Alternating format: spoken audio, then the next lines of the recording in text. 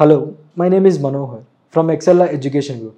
I'm a senior admission counselor in Excella Education Group. So మనం last వీడియోలో discuss చేసాం యూకేలో ఎడ్యుకేషన్ సిస్టమ్ ఎట్లా ఉండిద్ది, ఆపర్చునిటీస్ ఎట్లా ఉంటాయి, డైవర్సిటీ ఎట్లా ఉండిద్ది, కల్చర్ ఎట్లా ఉండిద్ది, each and everything short and స్వీట్గా మనం డిస్కస్ చేసుకున్నాం. ఇప్పుడు మనం డిస్కస్ చేస్తుంది ఫార్ మోస్ట్ ఇంపార్టెంట్ థింగ్. మనకి అన్ని సెట్ అయినాయి. అప్లికేషన్స్ ఎట్లా లాంచ్ చేసుకోవాలి, యూనివర్సిటీ సెలక్షన్స్ ఎట్లా చేసుకోవాలి, ప్రాసెస్కి ఎట్లా ఉండిద్ది, సో వాటి గురించి షార్ట్గా డిస్కస్ చేసుకుందాం. సో ఫస్ట్ థింగ్, మనం ఒక డెస్టినేషన్ చూస్ చేసుకున్నప్పుడు ఆ డెస్టినేషన్ మల్టిపుల్ లొకేషన్స్ ఉంటాయి, డ్రీమ్ లొకేషన్స్ ఉంటాయి, కానీ అన్ని లొకేషన్స్ మనకు సూట్ అవుతాయని ఉండదు. సో మన కోర్స్ కి తగినట్టు మనం ఏ డెస్టినేషన్కి వెళ్తే ఆ డెస్టినేషన్ లో మనకి ఆపర్చునిటీస్ ఎట్లాగా ఉంటాయి, ఆ ఆపర్చునిటీస్ వల్ల వన్స్ మనకి ఎడ్యుకేషన్ కంప్లీట్ అవ్వగానే మన డిమాండ్ ఎంత ఉండిద్ది అవి చూస్ చేసుకోవాలి. సో యూనివర్సిటీ సెలెక్షన్ అనేది చాలా important. So first thing, university ఎట్లా సెలెక్ట్ చేసుకోవాలి. So for suppose technical students అనుకోండి, సో డ్రీమ్ టెక్నికల్ కోర్స్ ఏదైనా ఉంది, ఆర్టిఫిషియల్ ఇంటెలిజెంట్ అవ్వనివ్వండి, కంప్యూటర్ సైన్స్ అవ్వనివ్వండి, ఇన్ఫర్మేషన్ సిస్టమ్స్ అవ్వనివ్వండి, డేటా సైన్స్, డేటా అనాలిటిక్స్ ఇలాంటి కోర్సెస్ ఏదైనా అవ్వండి. సో పర్టికులర్ లొకేషన్ లో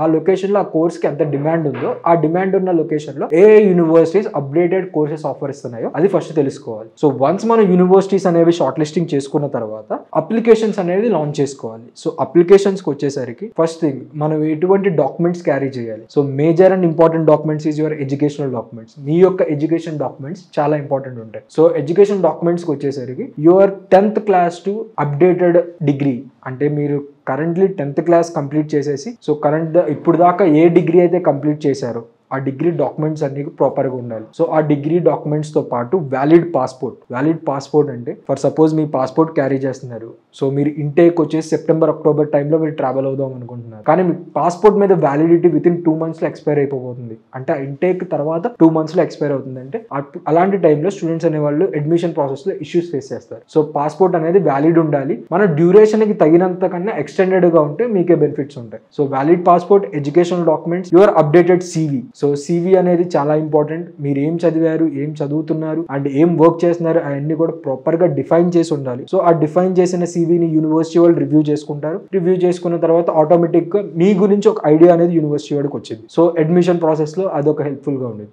అండ్ తర్వాత SOP, statement of purpose, very important document. మీరు ఆ డాక్యుమెంట్ ఎందుకు చేయాలి అంటే, సో మీరు ఆ కోర్స్ని చూస్ చేసుకోవడం ఎందుకు, ఆ యూనివర్సిటీని ఎందుకు చూస్ చేసుకుంటున్నారు, యూకే అనే కంట్రీని ఎందుకు యూస్ చేసుకుంటున్నారు, సో ఇలాంటివన్నీ క్లియర్గా డిఫైన్ చేసి ఎక్స్ప్లెయిన్ చేయాలి. సో ఎస్ఓపి కూడా అయిపోయింది. LORs అంటారు, letter of recommendations. So letter of recommendations మీరు ప్రీవియస్గా ఎడ్యుకేషన్ కంప్లీట్ చేసిన ఇన్స్టిట్యూషన్ నుంచి 3 or 4 letter of recommendations, maximum 3 carry చేయండి. ఇంకా 4th కూడా పెట్టుకుంటే బెనిఫిషియరీగా ఉండేది. సో సపోర్టింగ్ కింద పెట్టుకోవచ్చు. 3 అనేది చాలా important. 3 letter of recommendations me previous education institution నుంచి కావాల్సింది. సో ఇవి ప్రాపర్ గా వచ్చే డాక్యుమెంటేషన్స్. అండ్ కొన్ని యూనివర్సిటీస్ ఏంటంటే యూకేలో ప్రొఫిషియన్సీ ఆఫ్ ఇంగ్లీష్ టెస్ట్ అనేది అడిగి. ప్రొఫిషియన్సీ ఆఫ్ ఇంగ్లీష్ టెస్ట్ అంటే IELTS కానీ, PTE కానీ, డ్యూలింగో కానీ, టోఫిల్ కానీ, వీటిలన్నింటినీ ప్రొఫిషియన్సీ ఆఫ్ ఇంగ్లీష్ టెస్ట్ అంటారు. సో కొన్ని యూనివర్సిటీస్ రిక్వైర్మెంట్ ప్రకారంగా ఆ ప్రొఫిషియన్సీ ఆఫ్ ఇంగ్లీష్ టెస్ట్ అనేది మ్యాండేటరీగా యూనివర్సిటీకి ప్రొవైడ్ చేయాలి. సో అది కూడా కాకుండా కొన్ని యూనివర్సిటీస్ ఏంటంటే మనకి బ్రైట్ ఆపర్చునిటీ ఇచ్చే యూకే యూనివర్సిటీస్ ఏంటంటే without proficiency of English test లేకుండా కూడా అడ్మిషన్స్ ప్రొవైడ్ చేస్తాయి. అది